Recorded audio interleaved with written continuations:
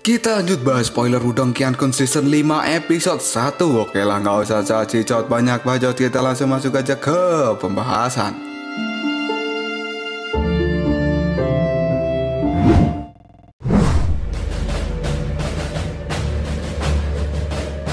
Cerita dimulai di wilayah pelosok dari klan Lin. Di sana ada sebuah bangunan kuno yang merupakan tempat penyimpanan pusaka dan seni bela diri milik klan Lin itu. Dan kali ini Lindong pun datang ke tempat itu kemudian berkata, jadi pemenang turnamen klan diizinkan untuk masuk ke ruang penyimpanan klan dan kemudian memilih satu pusaka atau seni bela diri. Ternyata Lindong datang ke tempat itu diantarkan oleh tetua Lin Song. Dan kini, Pak Tua itu pun menjawab perkataan dari Lindong. Ya begitulah tradisinya. Inilah cara kami menghargai anggota klan yang berbakat. Dan pusaka-pusaka yang berada di dalamnya merupakan peninggalan dari klan-klan terhebat terdahulu. Pusaka peringkat D milik Lilantian juga berasal dari tempat ini. Tetua Lin Song kemudian mengatakan, jika saat ini Lilantian telah pergi menyendiri karena kekalahan di turnamen itu membuatnya sangat terpukul. Tetua kemudian memberikan peringatan pada Lindong untuk berhati-hati karena dia pasti akan menjadi sasaran dari Lilantian. Tetua pun juga berkata bahwa masuk ke dalam ruang penyimpanan ini adalah kesempatan yang bagus. Selain ada pusaka-pusaka yang hebat, aliran energi Yuan di dalam sana juga sangat pekat. Dan itu akan menjadi kesempatan bagi Lindong untuk menjadi lebih kuat lagi. Lindong pun paham dengan apa yang dikatakan oleh tetua besar Lin Song. Dan dia tahu jika Lilantian pasti akan mengincarnya. Maka dari itu, Lindong akan selalu waspada.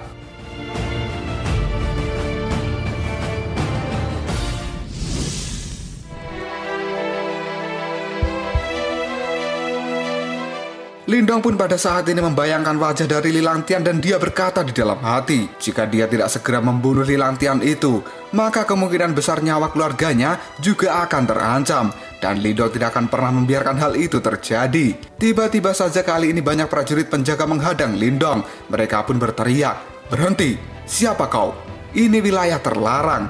Tidak lama kemudian Lin Go pun muncul dan berkata, Lindong, siapa yang mengizinkanmu menginjak tempat ini? Lindong yang melihat Lin Go pun terlihat emosi dan dia berkata di dalam hati, tempat ini dijaga oleh Lin Go. Sepertinya dia akan merepotkanku. Namun kali ini, tetua Lin Song muncul dari belakang Lindong dan mengatakan, Lin Go, apa maksud semua ini?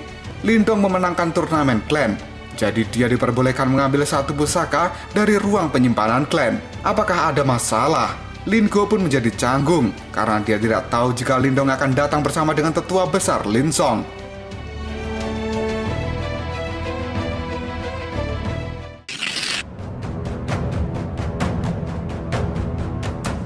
Dengan cepat Lin Go pun meminta maaf dan dia beralasan jika dirinya belum menerima informasi tentang Lindong yang akan datang ke tempat ini. Lin Go kemudian mengatakan, jika kedatangan Lindong adalah karena hasil turnamen, maka ini bukanlah sebuah masalah. Dia pun segera menyuruh para prajurit untuk segera mundur dan jangan lancang di depan tetua besar serta pemenang turnamen klan.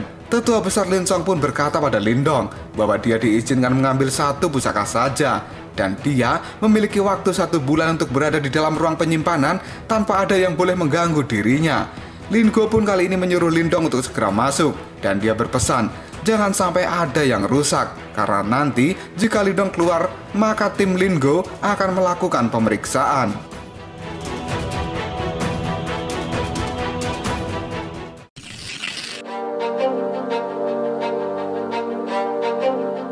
Lindong pun berlalu begitu saja di hadapan Lin Go.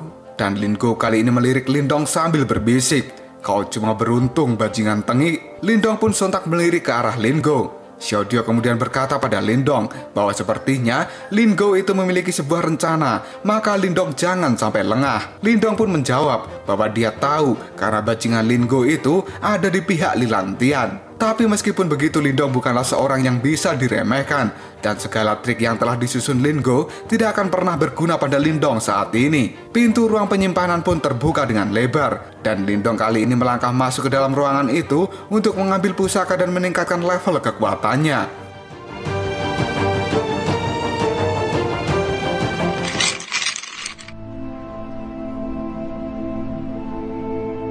Lin Go pun melirik ke arah Lindong. Dengan nada yang agak kesal, dia mengatakan untuk menutup pintu gerbang dan melanjutkan pengawasan. Tetua besar yang merasakan Lin Go memiliki rencana buruk pun berkata, Lin Go, Lindong adalah favorit ketua klan. Apapun yang kau rencanakan, tahanlah niatmu. Lin Go pun berpura-pura tidak mengerti dengan maksud dari tetua Lin Song, dan dia mengatakan bahwa Lin Dong merupakan pemuda berbakat dan juga harapan dari klan Lin. Maka Lin Go tidak memiliki niat lancang untuk mencelakai Lin Dong. Tetua kini akan kembali dan dia berpesan semoga yang dikatakan Lin Go itu adalah benar. Namun pada saat tetua besar mulai jauh, Lin Go pun berkata dengan lirih, orang tua brengsek, cepat atau lambat akan kurebut posisimu. Dan kini, para prajurit pun bertanya, apakah tetua Lin Go masih akan menjalankan rencananya? Lin Go pun menjawab tentu saja. Dan rencana Lin Go saat ini adalah menggunakan gugusan yang ada di dalam ruang penyimpanan untuk membunuh Lin Dong. Kemudian mereka akan membuat laporan palsu bahwa Lin Dong memiliki niat yang jahat. Maka dengan begitu, ketua klan tidak akan protes jika Lin Dong mati.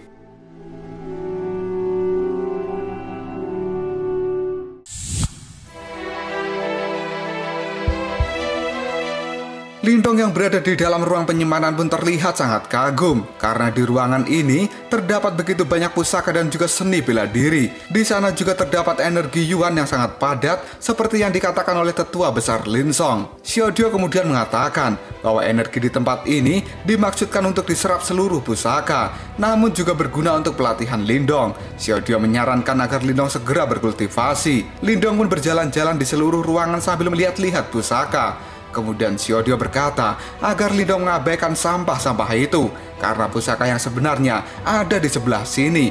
Xiao Dio pun menunjuk 4 pusaka di depannya dan mengatakan bahwa itu semua adalah pusaka yang berada di level D. Lin Dong pun segera ke tempat Xiao Dio. Dia kagum melihat 4 pusaka tingkat D yang ada di hadapannya. Dan Lin Dong merasa bahwa pusaka-pusaka itu akan mampu menandingi jari pemenjara surgawi miliknya. Lin Dong kemudian merasa jika dirinya bisa mengambil semua pusaka itu pasti lebih bagus. Dia pun bertanya apakah Xiao Dio punya sesuatu yang bisa membantu. Xiao Dio kemudian berkata, "Apa kau bodoh? Apa kau pikir mereka tidak bisa berhitung?"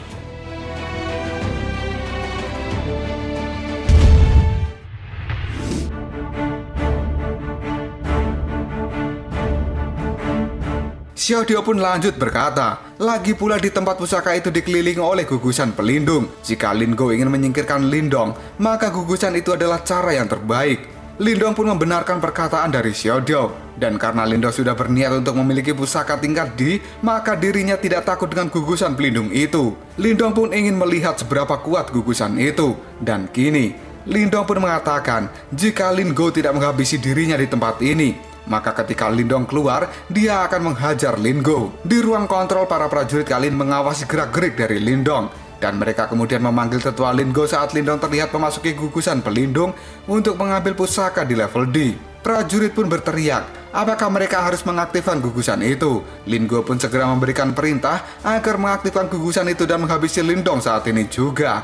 Dan kini Lin Dong yang berada di ruangan pusaka itu pun dibuat terkejut karena gugusan pelindung di atasnya tiba-tiba aktif begitu saja.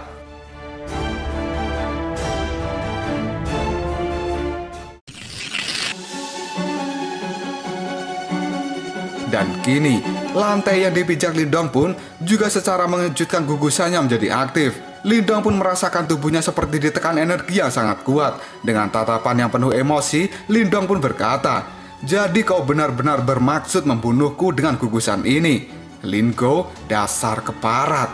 Dan Lin Go yang berada di ruangan kontrol pun tertawa dengan keras karena dia yakin Lin Dong pasti akan segera mati karena gugusan itu cukup kuat untuk membunuh seseorang di level setingkat penciptaan Ki. Xiao Dio kemudian berteriak jika gugusan ini akan terus bertambah kuat. Dia pun menyuruh Lin Dong untuk segera menghancurkan pusat gugusan secepatnya. Dan kini dengan cepat Lin Dong mengeluarkan boneka darah.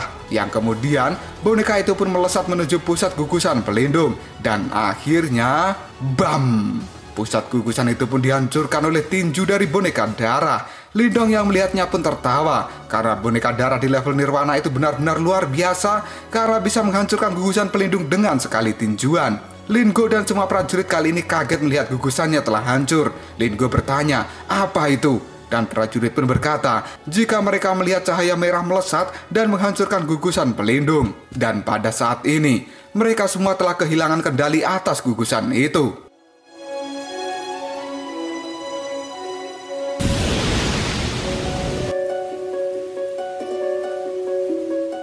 Dan kini setelah pusat gugusan hancur, Lindong pun dengan cepat meninju gugusan yang ada di lantai sambil berteriak, "Gugusan tipe kontrol murahan, hancurlah!" Boom! Suara keras tinjuan dari Lindong pun benar-benar meratakan gugusan itu. Tinju keras dari Lindong pun terus menyebar, dan seketika gugusan yang ada di lantai itu lenyap begitu saja. Prajurit pun panik karena gugusannya telah dihancurkan. Dan Lin Go pun terlihat emosi. Dia kemudian berkata, "Apa yang dilakukan bajingan tengik itu?" Lindong pun kali ini menarik nafas lega setelah berhasil menghancurkan gugusan yang hampir saja membunuh dirinya karena siasat licik dari Lin Go. Sambil mengibas-ibaskan tangannya, Lindong berkata, "Si tua keparat itu benar-benar berniat membunuhku dengan gugusan itu. Sepertinya aku harus membalas perbuatannya. Tapi karena gugusan itu telah hancur, dia tidak bisa memantauku lagi." Xiaodio kemudian menyuruh Lindong untuk menyelesaikan urusan di tempat ini. Dengan cepat, Lindong pun melihat ke arah pusaka tingkat D itu. Pusaka-pusaka itu adalah tombak yang terbuat dari tulang monster purbakala, sirah yang terbuat dari roh beruang raksasa, pedang pendek dengan roh piton iblis di dalamnya, dan perisai dengan bahan tempurung kura-kura purba.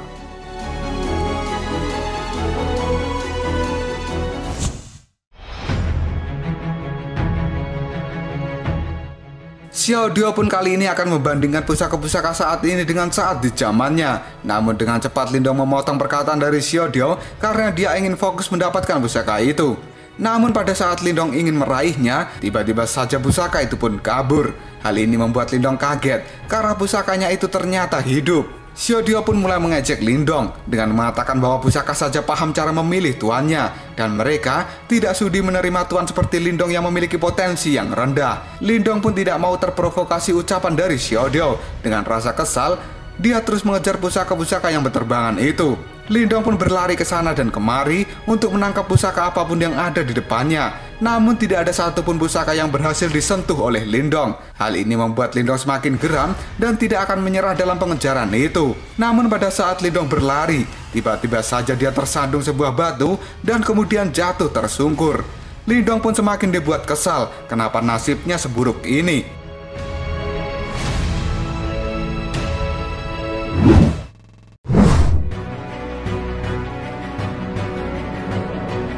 Tiba-tiba saja Lindong mengeluarkan tombak naga surgawi dan menyerang batu yang telah menjatuhkan dirinya sambil berkata, "Batu kecil sepertimu juga berani meremehkanku." Dan tiba-tiba saja tombak naga milik Lindong pun kali ini meleot saat menyentuh batu kecil itu. Lindong pun sontak berteriak, "Tombakku!" Kemudian Lindong dengan serius menatap batu kecil itu dan berkata, sepertinya ini bukan batu biasa." Dia pun memandangi batu kecil itu dan menemukan tulisan, "Puncak Penjara Besar." Hal ini seketika membuat Lindong kaget karena ternyata batu kecil itu adalah pusaka yang berada di tingkat D.